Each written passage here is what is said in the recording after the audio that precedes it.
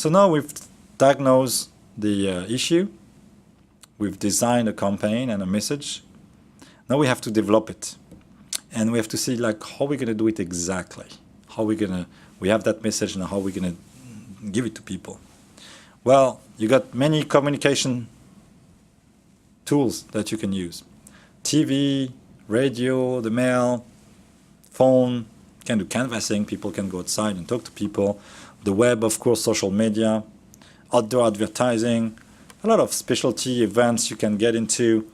There's so many things, so many reviews, so many channels to distribute a message.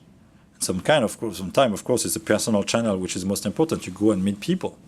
But all this represents channels through which you could communicate your message.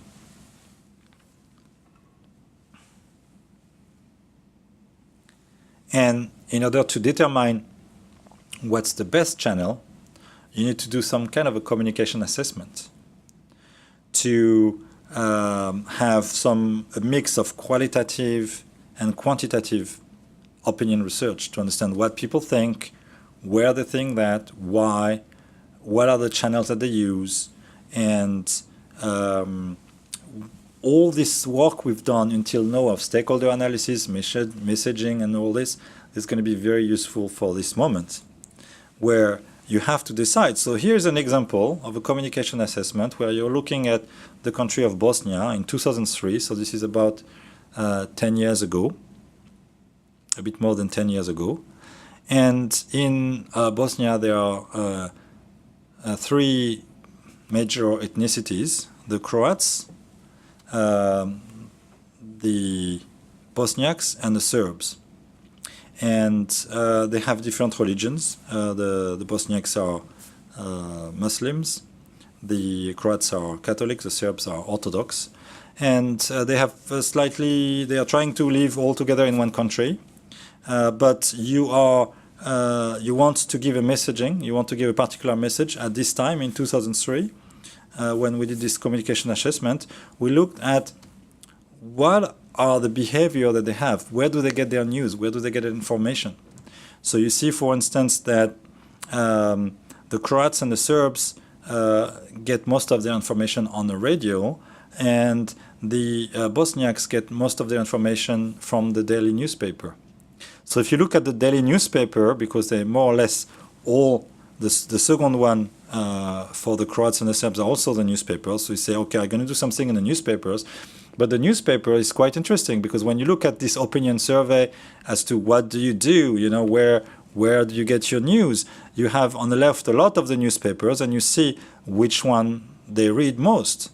So you know that 15% of the Croats get their newspaper from something called the Jutarnji List. And that's where you'll want to advertise if you want to put a little information, a little article, an interview. And it might be, for the Bosniaks, it's another newspaper called Nemija Vaz. Now, what's interesting in those kind of surveys is that you might have channels of very well-known newspapers, very prestigious magazines, but those don't get that much readership. An example is in the Bosniak population, people don't read that much that newspaper called Oslobodenje, which is one of the most well-known papers in Bosnia. Now, what's important, of course, is that a lot of people don't want to answer that question. If you look at the bottom of this chart, you'll see a lot of people saying, we don't want to answer. And so you also got to put this information in perspective, but it gives you an information about what people do. This is in Bangladesh. What are the media sources for news and politics, and the difference between the general population and the opinion leaders? And you see that the print media is the prime channel of sorts beyond television for opinion leaders. 99% of them say that's where they get their information from, but only 29% of the general population. So that makes you think, if you want to do something and you're not sure if the print media is the best way to do it, most likely you're going to do something on TV, or maybe through family and friends, try to influence them in one way or another. Same study here. How often do they watch TV news? The opinion leaders always watch TV news. It matters to them. But if you look at the people, less than half of the population cares about the TV news. So that gives a very big perspective about the messaging you're going to have and where you're going to be able to place that messaging. And if they talk about you on TV, about this issue, you think, yes, fantastic, because you reach the opinion leader, but not the general population. However, maybe at this point in your campaign, what you wanted to do was to reach the opinion leader. So you actually managed to do what you wanted to. Here, the TV shows, for instance, if you want to do something in a TV show and you want to have a guest in a TV show, what's the TV show where you want to be, you know? And you can see that a very popular TV show with the opinion leaders, Tritio Matra, here, 38% of the opinion leaders watch this show, but the general population doesn't.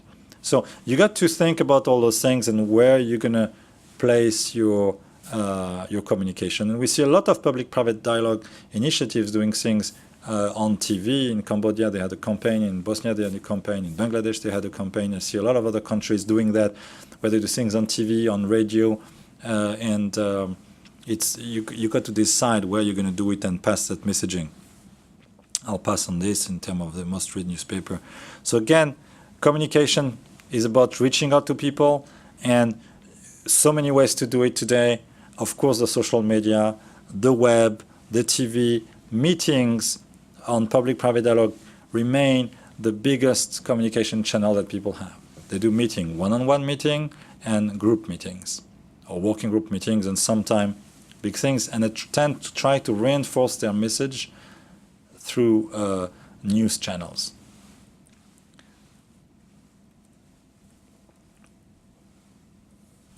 Now, remember the parallel between public sector and private sector. We have here a lot of public-private dialogue using those private sector techniques to communicate something. Whether it's to communicate facts, like here's data, here is at the center you have a monitoring and evaluation wheel to say, this is a benchmark of this public-private dialogue against others in the world, this is why we're good, this is why we're bad, this is what we need to change. You have on top a picture of a bulldozer in a street with people in the front. This is a picture which is made right there for the newscast and for the magazines. They're going to take this picture of the people saying, you know, 50 economic reform in 150 days. That's what's written on this banner. You're going to have something in the Philippines about corruption. What kills corruption? Honesty. And you're going to have a big billboard advertising with that. Or sorry, it was in Georgia, what I was just mentioning. If you look on the bottom left, you're going to have the Philippine example on the procurement reform, where you can have the procurement reform bill that's going to crush graft and corruption. Another big billboard advertising, trying to give the message right there in one picture, in a few sentences, in a few words. You also have a brochure on the left that explains a reform in a simplified manner, and this brochure was distributed to 200,000 copies through the magazines and newspapers in Bosnia and Herzegovina, and there was even a comic strip at the bottom. On the bottom of the screen you see in Cambodia some TV shows where you have the small private sector coming, the small medium enterprises talking about specific issues and talking how it's difficult for them, and then someone from the dialogue platform saying, well, this is what we can do for them, and the politician that's come here to debate it. So you have a lot of different communication channels. You can have the name and shame on the bottom right, where you say, this public official did something right, they actually passed this bill, this one did not, and they're against this reform. It's a pretty extreme case. In the middle, you have something, I think, which is from Vietnam, the Business Information Bulletin, where it was a simple newsletter given just directly all to the business community. So you see a variety of ways you can communicate your message. This is one zoom on this brochure that was done, where you take a very complicated reform and you simplify it into a small reform summary. Here it's after the reform, how it was used, what are the benefits, and you even have a little comic book at the end, and other examples of comics that can be used to convey information. Here's an example from South Africa to convey relatively complicated tax reform ideas. in South Africa about small business, like small business tax reform, and they decided to invent a comic book character, and people could go on the website and have information, and there were radio jingles with a specific song that was done in rap about this. So, you know, because that's the constituent they wanted to reach to. That doesn't mean that you have to use that all the time. It's just you got to understand the constituents, what's going to appeal to them, and try to do that. In Bangladesh, Better Business, Better Bangladesh, it's a TV show that they did, and with an associated magazine and a brand to communicate to people in a variety of media. So you don't go for just one media, you go for a multiple set of communication tools. Now, you've surveyed all that space, you know where you're going to do it, you know how you're going to do it, now you're going to have to go and do it, and that's a deploying phase. You put the plan into action and you're going to monitor that plan. So one of the things you have to do is choose sometime the messenger is going to actually perform that plan. So is it a sponsor, a promoter? What's going to be the role of the private sector and donors in delivering that plan, of the governments? Are you going to use celebrities and professionals? And so you manage those in a very different manner as you deploy it, and you've got to be in control of what's happening.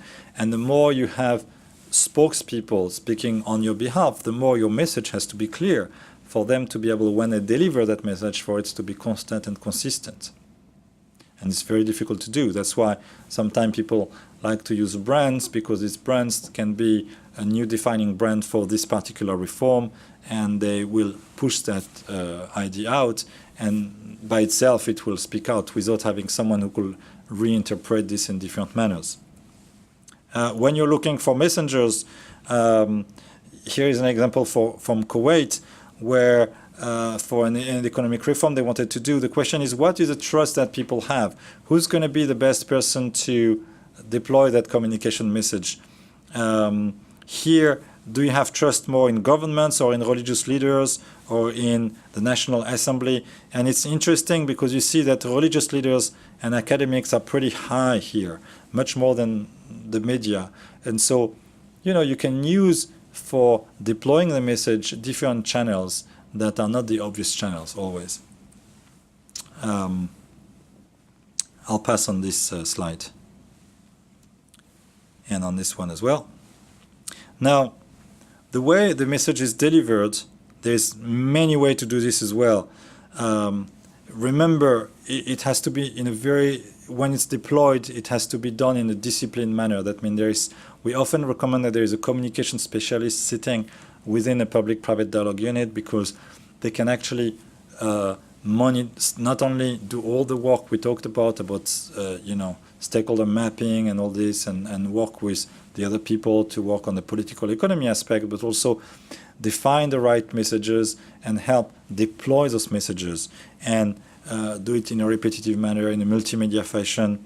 And also, when you deploy a message, you might have to do negative messaging. Negative messaging meaning that you need to be able to answer to opponents that will talk against you. I remember myself, I was once in managing a public-private dialogue, and we did a reform, and the next day there were an op-ed, an opinion piece in a magazine completely against this reform. So we had to react very quickly, and the way we reacted is in different ways. We did actually 2 press releases, I think. One was to talk about reiterate what this reform was all about, and another one was to kind of try to destroy the opponents and say how they were not credible in saying this about this reform. And so you got to have rapid response and always monitor what's happening in the media, because when you deploy something, things can go wrong. And so you need to have the right logistics as well to do this. You need to have an apparatus, you need to have relay and people you can count on, people you can call, make sure you have all the phone numbers at all time, and you can react rapidly, because as you're doing communication for some things, you need to be on top of it at all time. It's good if you can do public and symbolic commitments, but you've got to prepare the logistics pretty right. This is an experience I had. It's interesting. I was in Bosnia. That was really a long time ago, but I like to use this example because it's just a funny one. We had prepared this signature of 17 people signing an agreement. It was the first time there were such a large signing of an agreement in this country since the war had stopped in 1995, and it were all the head of parliaments and of the various bodies in Bosnia and Herzegovina signing an agreement with the head of the committees of the public-private dialogue, and they were signing a protocol for prosperity together to say, you know, we're going to carry on the dialogue. And it was a very symbolic thing. And so because it was symbolic, we decided to put a little rose garden in the middle of that courtyard, and everybody was going to plant a rose bush. And we had prepared all the logistics. You know, this is exactly where the press going to sit, and this is exactly where the international community will be, and the other politicians will be, and the private sector, and the photographers will be right there. And we had bought the right amount of bushes, so you didn't have like rose bushes that were bigger than others. And suddenly they go, and we didn't think about that. In order to plant this, people had to bend. And so the pictures that all the photographers took the next day were the pictures of all the butts of all the politicians and the people from the private sector, and saying, this is prosperity. And so it turned in a negative thing in a way, and it was a laughing stock. So as much as you prepare, sometimes something can go wrong. So really think about the logistics. Think about opinion pieces here. I put some on the bottom, an opinion piece. It's very important to use that channel, because this is somewhere where you can have opinion leaders, heads of chambers of commerce, someone who is the head of a large company, who can write an opinion piece in a newspaper. And in smaller countries, it's often not too hard to get to channel an opinion piece to the newspaper. With large newspapers, it's more difficult, but you should try, because that has a very, very good likelihood to influence people. Of course, websites and social media. I'm not going to give you here a rundown on social media. You're probably better at it than I am. Twitter, Facebooks, and so on. But these are great channels to get to the grassroots and get information fast. So it's good to react to information. You've got to be careful with it as well. And the websites are important because they can be a good repository of information. You can post all the documentations. You know, when we talked about the issue attributes and the issue benefits and all that, well, you still have to have the issue attributes. Where are they? Where is that large 20-page white paper about this issue? Well, it's posted on the website. You're not sure that people are actually going to go and read it, but at least it's there, and you can give people clarity as to the process through which it was decided. Like here you see on the left side in the case of Tajikistan, you can give people an option to just download and read it, like on the bottom website here in Bosnia, or in the case of Nepal, you can give people a chance to comment on this, and you can say, you know, if you want to comment, it's all open, and you can do it. So you have here different types of websites. In a website in Bangladesh, you see that people actually use that to communicate the results about the governments. Like, did the government actually succeed in passing all those reforms that they said they were going to do? This is a counter with the number of implemented reform versus the number of approved one, and the number of decision pending, and so on. So a lot of variety of websites you can use, but we see most of the public-private dialogue have a web platform, and now they tend to have more and more multimedia, and we engage people to use more and more the existing things like Google Hangout and Google Docs and Twitter and Facebook in order to communicate. Of course, if you do a PPD website, make sure it's keep it sweet and simple. That's a KISS principle, you know, sweet and simple. You don't need to be super fancy. People just want the basic information, see the basic structure, and how they're going to be able to participate if they want to. It needs to be dynamic, you know, change the front page every so often, and allow the local stakeholder to comment on it. Now, as you do the deployment, you need to have some kind of a timeline as to how you're going to do it, and this is very important. You need to be able to plan how you're going to time those reform proposals, how you're going to time those meetings with the various constituents in your public-private dialogue, and how you're going to communicate about those. And the more you plan in advance, so you can't plan maybe 18 months ahead, but you know, you could do a 6 months planning timeline. And I recommend to do it in actually a visual timeline like this one, because what you can do is you can actually share it to people and they can see when to expect what. So here, for instance, this was done for Nigeria, and you see a number of meetings on the top where people work on what they call bottlenecks to try to resolve some particular issues. And you see when they're going to be meetings with the parliaments to talk about, in that case, better process, and then a meeting with governors to talk about better use of resources, and a meeting with institutions to talk about better implementation.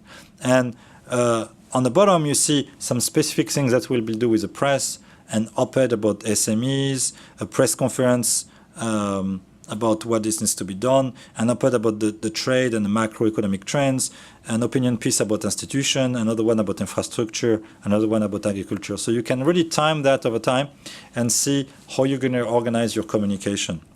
And what I'd like you to do is try to do this for the reform we were talking about, because you looked at the stakeholder analysis, you looked at the messaging, what people said, you defined a particular message, and so now you want to deliver that.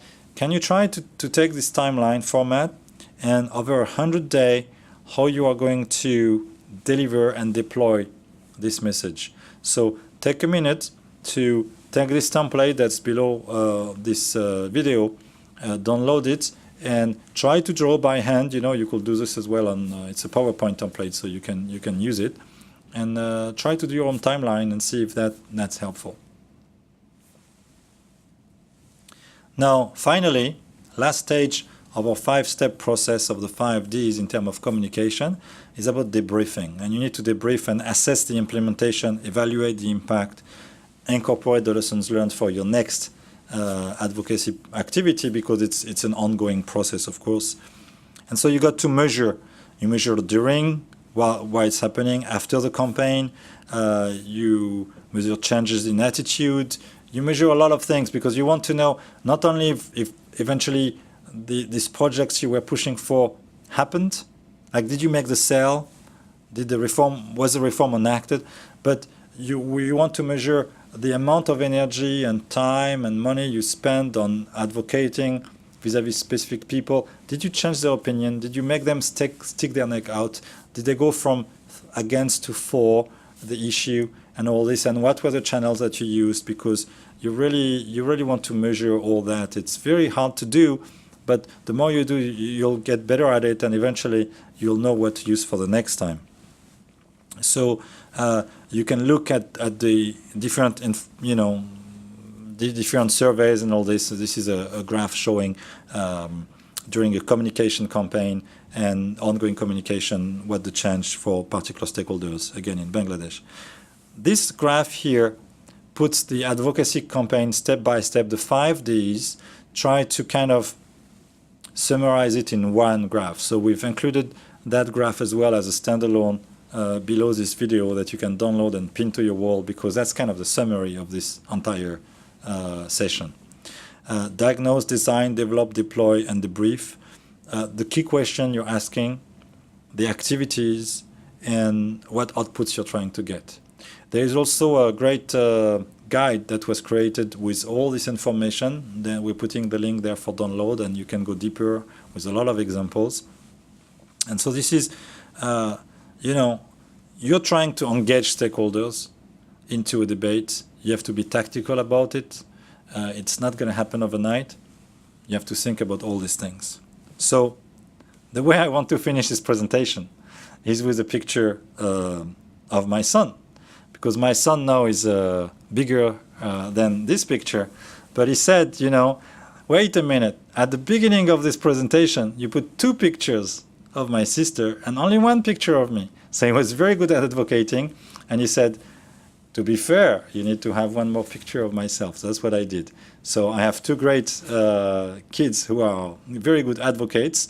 I learned a lot from them and from many years of working on public-private dialogue and advocacy communication. Thanks again to the people who provided content to this talk, Kevin Sullivan, Alan Andreasen, Steve Rabinovitz. Couldn't have done it without them. I hope this is useful to you. Don't hesitate to write to us, and so we can engage on this topic. Thank you very much.